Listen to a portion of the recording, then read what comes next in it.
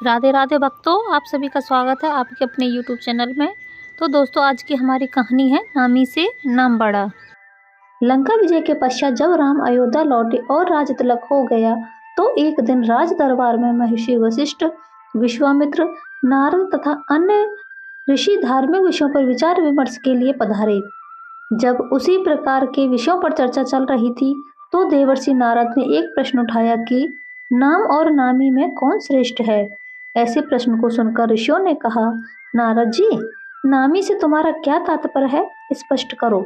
नारद जी ने कहा, ऋषियों, नाम तथा नामी से तात्पर्य है कि भगवान नाम का जप भजन श्रेष्ठ है या स्वयं भगवान ही श्रेष्ठ हैं। नारद जी की बात सुनकर ऋषियों ने हंसकर कहा, अरे नारद, निश्चय ही भगवान श्रेष्ठ हैं, क्योंकि उन्हीं के नाम का तो जप किया जाता है। नारद ने कहा, नहीं, आपकी यह धारणा ठीक नहीं। मेरे विचार से भगवान से बढ़कर उनका नाम है।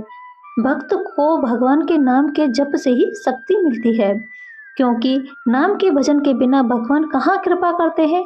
पर यह बात सबने आसानी से स्वीकार नहीं की, तो नारद ने कहा, अपने मत की प्रतिष्ठा के लिए मैं उसे उचित समय पर प्रमाणित करूंगा। इसके कुछ देर बाद राज दरबार स्थगित हो गया। हनुमान उस दिन दरबार में उपस्थित नहीं थे, इसलिए हनुमान को इस विवाद के बारे में कुछ नहीं पता था। दूसरे दिन राज दरबार लगने से पहले नारद ने हनुमान को बुलाया और कहा, हनुमान, राज दरबार में जाने पर तुम श्री राम तथा उपस्थित ऋषियों का विनय पूर्वक प्रणाम करना, पर विश्वामित्र को प्रणाम मत करना। वे भले ही ऋषि का चोला धारण किए हैं, पर वे ब्राह्मण नहीं है।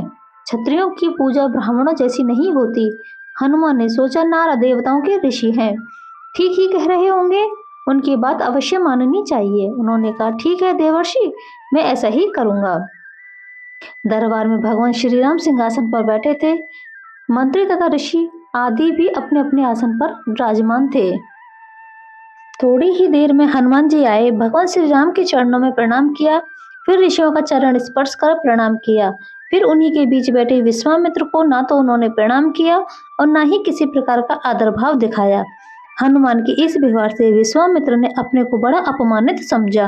वे राजा तथा ऋषियों के बीच इस प्रकार अपनी उपेक्षा था, अपमान को सहन ना कर सके। तत्काल ही क्रोध में उठ खड़े हुए और श्री राम से बोले, श्री राम, तुमने अपने इस मुंह लगे सेवक की धृष्टता देखी। भरे दरबार में इसने किस प्रकार मेरी उपेक्षा की तथा उद्धत भाव से मेरा अपमान किया। श्री राम ने कहा, गुरुदेव शांत हो जाइए, मैं हनुमान से इस धृष्टता का कारण पूछूंगा। विश्वामित्र का क्रोध शांत नहीं हुआ। उन्होंने कहा, यह तो आपने प्रत्यक्ष देखा, पूछने की क्या आवश्यकता है। अस्त्र शस्त्र के क्षेत्र में मैं तुम्हारा गुरु रहा हूँ, यह गुरु आज्ञा है, इसे दंड दीजिए। नारद ने भी विश्वामित्र की हाँ में हाँ मिलाई तथा कहा, भगवान विश्वामित्र ठीक कहते हैं, हनुमान ने इनका प्रत्यक्ष अपमान किया है, आपके उदंड सेवक को दंड मिलना चाहिए। नारद की बात सुनकर हनुमान असमंजस में पड़ गए। भरे दरबार में अपनी स्थिति देखकर कुछ बोल तो ना सके, पर सोचने लग गए कि जिस नारद के कहने से मैंने ऐसा किया, वही नारद अब मेरा बचाव ना करके मुझे दंड देने की बात में सहमति जता रहे हैं। नारद का यह चरित्र समझ में नहीं आता। इधर की उधर लगाना और दो लोगों के बीच भ्रम पैदा करके उन्हें लड़ने में इन्हें कौन सा आनंद आता है। भले काम को बिगाड़ने वाले ये कैसे ऋषि हैं। भगवान श्री राम किसी प्रकार के दंड की घोषणा करते इससे पहले ही नारद ने कहा, भगवान, इस संबंध में शांत भाव से विचार कर कल दंड दीजिएगा। उत्तेजित अवस्था में अभी इस समय हनुमान को दंड देना उचित नहीं।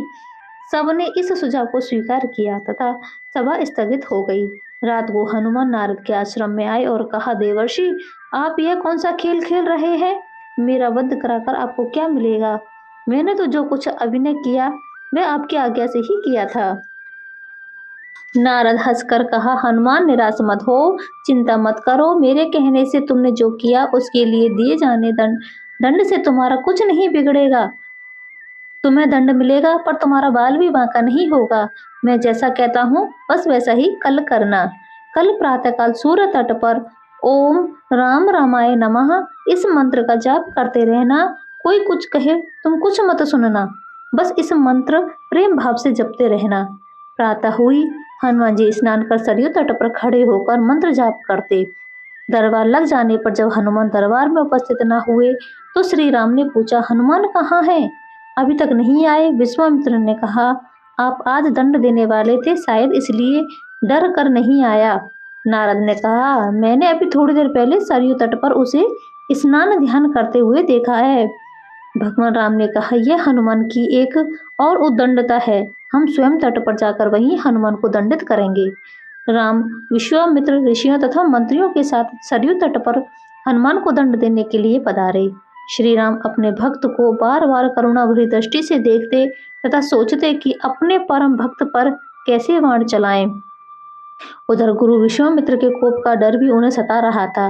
गुरु की मर्यादा की रक्षा के लिए उन्होंने हनुमान को दंड देने का निश्चय किया। श्री राम ने धनुष पर बाण चढ़ाए और हनुमान को लक्ष्य बनाकर बाण छोड़ दिए। अरे यह क्या! बाण तो हनुमान जी के शरीर से कुछ दूरी पहले ही रुक गया।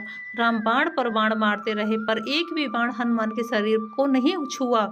उधर हनुमान राम के बाणों के प्रहार से निश्चित नारद के बताए मंत्र का जप करते रहे। वह मंत्र जैसे हनुमान का कवच बन गया। यह देखकर श्री राम को बड़ा आश्चर्य हुआ। हनुमान में यह कैसी शक्ति आ गई है? उनके दंड का प्रयास व्यर्थ हो रहा था। विश्वामित्र को लग रहा था कि राम अपने भक्त को बचाने के लिए जानबूझकर इस तरह बाण चला रहे हैं कि उनको चोट ना पहुंचे। अपनी इस असफलता से विचलित होकर राम ने ब्रह्मास्त्र उठा लिया। राम ने ब्रह्मास्त्र हाथ में लिया तो हाहाकार मच गया। नारद ने कहा, ऋषिवर विश्वामित्र, हनुमान के अपराध को क्षमा करें। अगर राम का ब्रह्मास्त्र छूट गया तो सिर्फ हनुमान ही नहीं मरेंगे, बल्कि सारे लोक में प्रलय मच जाएगा। ब्रह्मास्त्र से निकली ज्वाला देखकर विश्वामित्र भी डर गए।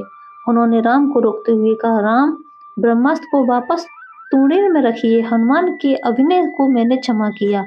इतना सुनते ही हनुमान को जैसे जीवन दान मिल गया। राम को धर्म संकट से मुक्ति मिली। जब लोग प्रश्न हुए, हनुमान ने आकर विश्वामित्र से क्षमा मांगी और नारद जी की ओर देखा। नारद ने हंसकर कहा, प्रभु, इसका कारण मैं हूँ। मैंने कहा था ना, भगवान से बढ़कर भगवान का नाम जपना श्रेष्ठ है। उसे प्रत्यक्ष सिद्ध कर दिया। आशा करती हूँ दोस्तों आपको यह कहानी पसंद आई होगी। कहानी देखने और सुनने के लिए आप सभी का बहुत बहुत धन्यवाद।